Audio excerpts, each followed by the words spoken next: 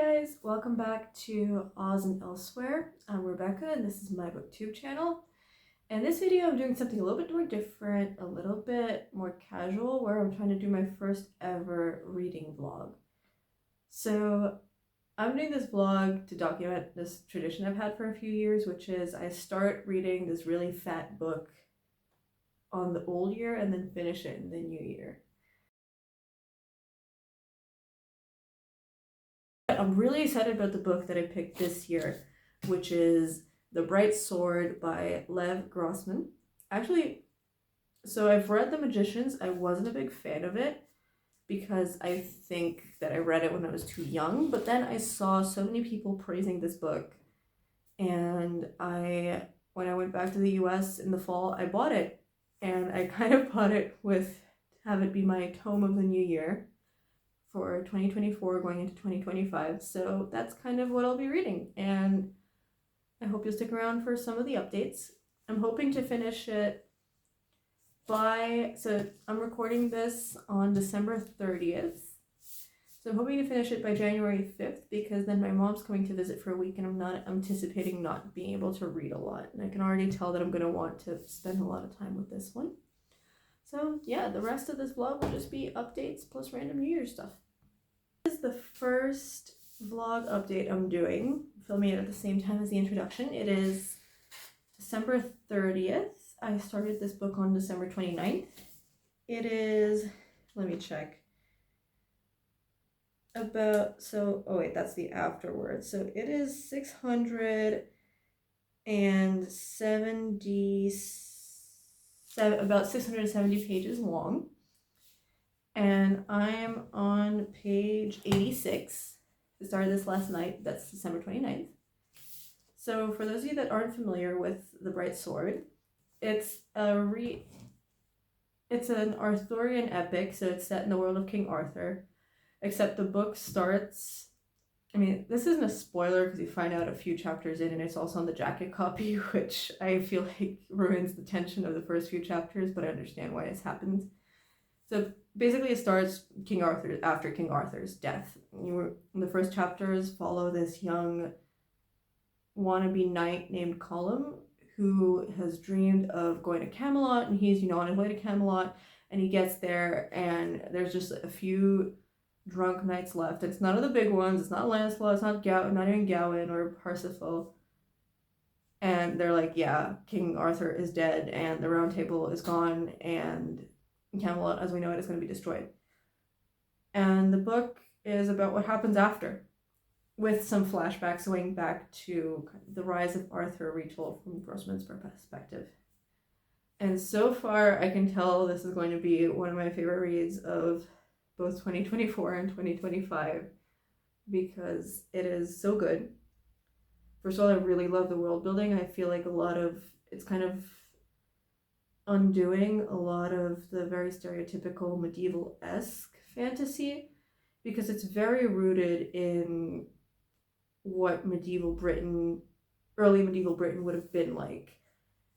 Lots of reflections on the Roman legacy, lots of looking into kind of the multi-ethnic, multilingual, still very warring perspectives of people in Britain at the time. And what I find interesting is the way that Grossman we can't know for sure because obviously none of us were alive then, but the way he kind of captures the medieval mindset in this book, where it's a lot of, there's very much awareness about the easiness of death and how so much more dangerous life was at the time, but also this intense spirituality and the way that God pervades these decisions, but also the way that God, the Christian God, still has a slightly tenuous grasp on Britain. We already met a few characters that are pagan, and there's discussion of more remote corners of Britain that are pagan and kind of the way these traditions intersect. So far it's not very fantasy, except for the fact that it centers around this guy that's like obviously wasn't real, and there's allusion to the whole sword and the stone thing. It's more of a historical epic for the first 100 or so pages, and I really like it so far. The only thing is I feel like maybe this is just because I spend too much time on the internet, is I feel almost as if the author is addressing all these kind of Twitter historians I see talking about like all these misconceptions of the medieval times, and almost reads as too much directly addressing that. But the actual effect is very immersive, and I like it so far. We've been introduced to a lot of characters, and we've had 2 or 3 different points of view so far, but they all seem very real, and I love the way that they play on the aspect of on the stereotypical vision of the Arthurian hero, and I'm really excited to see where it goes from now. And also, I like this so much that I think I would have to give The Magicians another try. I really think I was just too young for that book.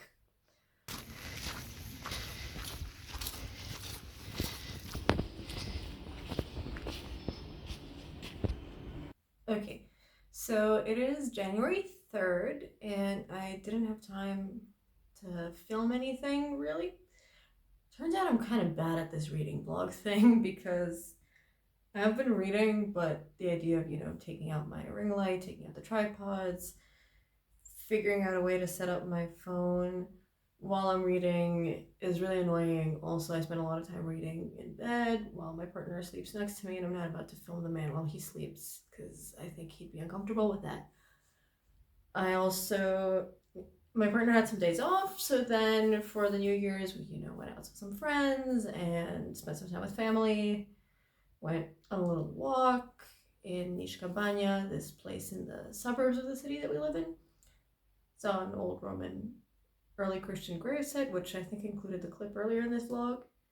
Made a cake, figured out my cake tin was broken, cleaned up the oven, and in between all of this, I had some time to read. I'm actually almost finished with The Bright Sword, so I'm hereabouts maybe, which means I kind of goofed because I can't really talk about plot points in the book at this point without them being spoilers. But I thought, just based on the first few pages, I really, really love this book. I think, on one hand, I maybe did myself a service starting the year with it because it's so good. On the other hand, I maybe did myself a disservice because I don't know if I'm going to find a lot of works that are going to measure up to it. It's exactly the kind of fantasy that I like to read because it's subverting kind of traditional tropes. I like it so much I started taking notes in my reading journal. I mean, you can't see this because it's in pencil and the paper quality is kind of garbage, so what's on the other side bleeds through. But I started taking notes on the major themes, and one of my favorite things this book does is it really unpacks the idea of heroism and what makes a hero.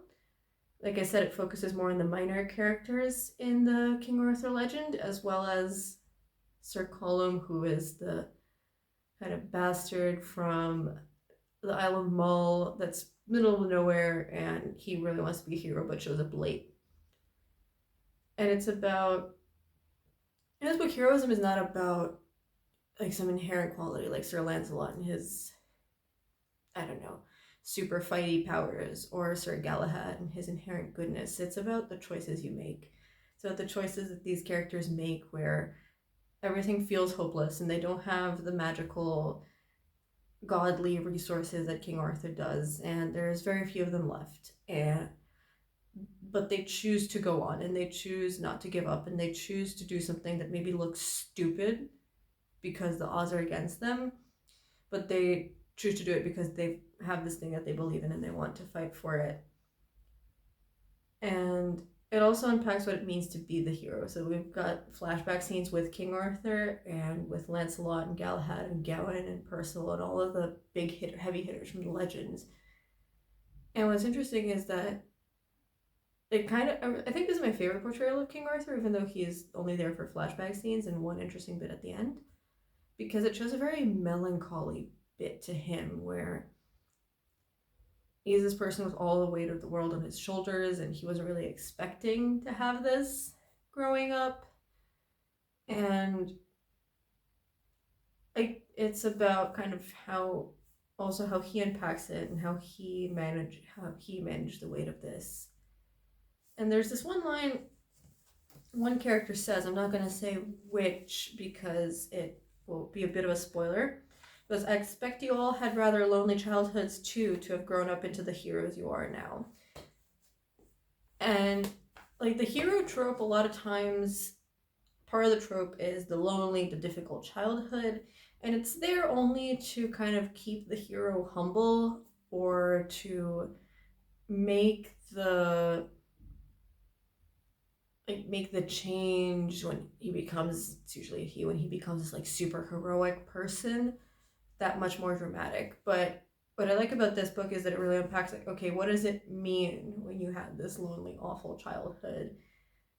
Especially emphasis on the lonely bit. I think the choice of lonely is really important. What does it mean when you grow up and now everyone is celebrating you because you did all these awesome things? But how do you react to that? And what does it mean when you grow up as a lonely kid and now people worship you, but just because of what they did, what you did for them? Does that mean that you now only know how to see like love and affection and friendship as a transactional thing where you have to keep doing this stuff for them and that's the only way you're going to deserve their affection? Which is like slight spoiler, but that's kind of the thing they're unpacking with King Arthur. Does that mean you always feel completely undeserving of this? You're always looking for more? You turn... And I like this take on the heroic narrative because so much of the time, like the traumatic backstory is in there just for the plot or just to complicate things.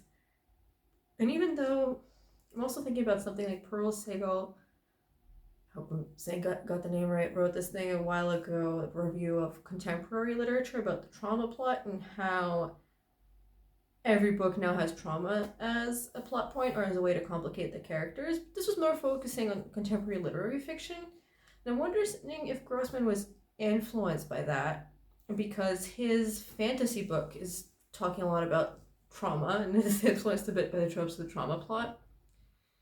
But I think he manages to subvert it at least a little bit, where it's not a straightforward trauma plot and it's more, okay, what does this tell us about the characters and why is this such a feature of the genre? Yeah. I've also been taking notes. I've been really annotating this book. I've been taking notes about kind of the references that he makes because he weaves in so many different King Arthur legends and so many different episodes from the legends, like Tristan and Isolde. So, and a lot of it I'm kind of hoping to unpack later or research later to see how much of it was his invention and how much came from the original legend. Also, I think this is my sign to finally watch Sir Gawain and the Green Knight with Dev Patel, because that movie came out right when I was moving countries, and when I was in country 1 it hadn't come out yet, and then by the time I moved to country 2 it was already out of theaters there, so that was just generally really unfortunate. So I think this might be my cue to look up that movie because I'm now in a very King Arthur mood for the new year. Whew. So I said that I would finish this vlog by January 4th. It is now January 20th, and I finished the book when I wanted to, but then I did not finish the vlog when I wanted to because my mom came to visit, then it was Orthodox Christmas, then my mom left, and then it was Orthodox New Year's, then it was my fiance's Slava, which is like an Orthodox thing. Then I had to recover from all that because I have 3 weeks of missed work, and then we had power issues in the kitchen in our apartment, which is why I'm still filming at a different angle because it looks like the power in our kitchen is still out. I've not taken down my Christmas tree. Like, having 2 religions as a holiday, 2 religions to celebrate, like, it sounds great, especially when you're like, yeah, 2 Christmases, 2 Easters, and then it turns out to be a marathon. And not a marathon in the sense of I finish it and I have a sense of accomplishment, but a marathon in the sense of I finish it and I still feel disgusting. So here's my effort to get my life back on track by recording myself for my YouTube channel. Anyways, I finished The Bright Sword. I don't remember what I said in previous installments of this vlog, so forgive me if I repeat myself. My verdict upon completing this book, which is nearly 700 pages, but I finished it in 4 days because I loved it that much and also I wasn't working.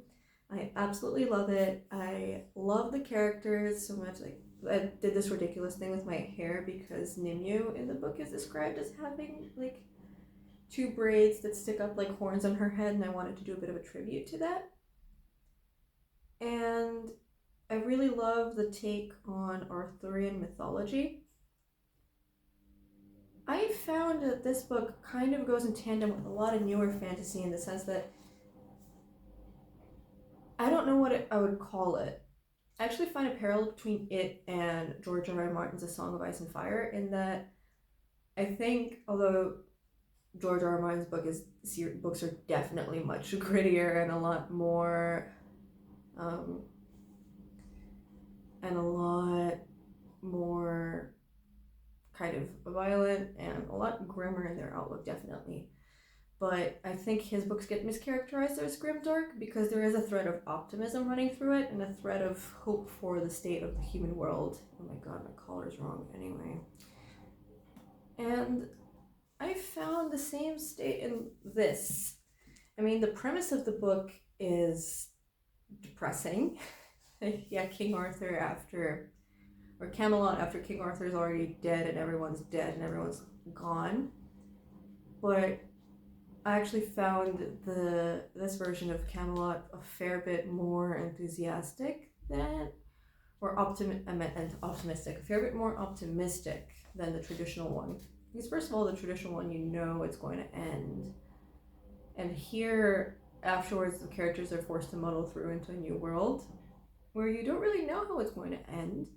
And maybe it is going to end kind of miserably. I mean, Morgan Le Fay hints at it towards the end. But it could also end positively, and maybe our characters could do something and make something brilliant. Or if not brilliant, at least a little kind and a little nice and a little bit happy.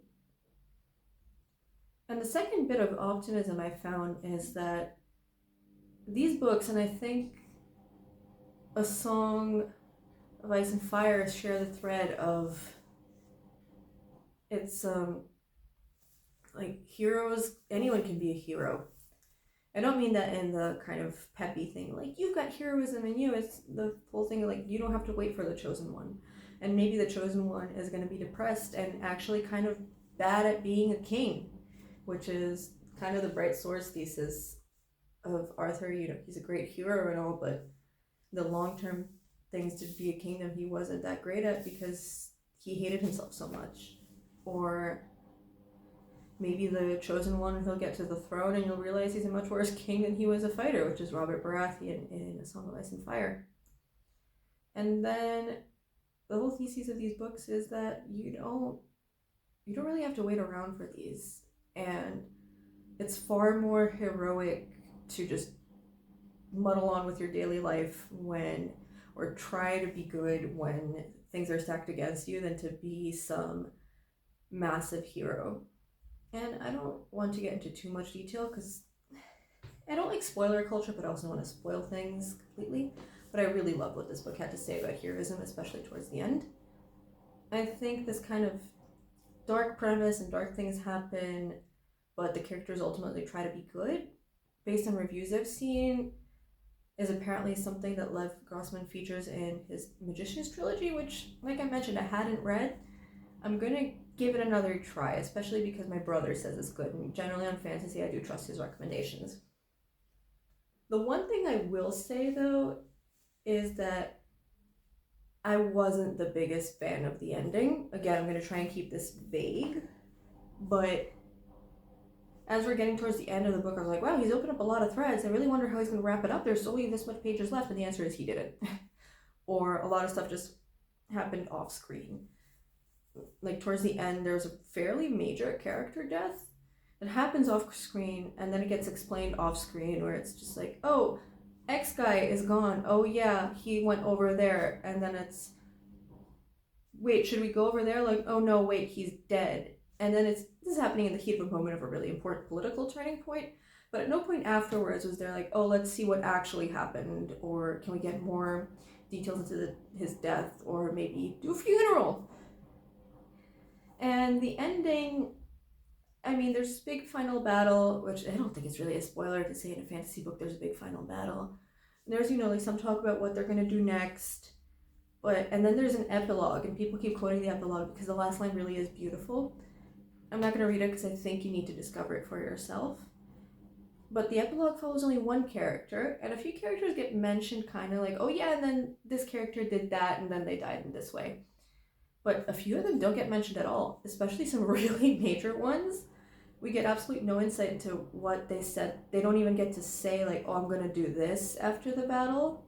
We don't even get insight into, oh yeah, and then they did this. Which, I guess nothing has to wrap up neatly. Life doesn't wrap up neatly, but books should. Especially if I just spent nearly 700 pages reading about a person. I do want to know what happened to them, not just kind of fades off screen. So that kind of dampened my enthusiasm a bit, but I guess with such an ambitious thing, it wasn't going to be perfect. So all in all, a really great book to start my reading year with. A good book to hopefully start my return to BookTube with. I think I've learned a lot about my failure to do consistent vlogs, or at the very least to choose my timing for vlogs a bit smarter and not do them during busy holiday periods. And yeah, I hope you'll stick around for this channel, and I'm really going to try and be a lot more consistent with it this year.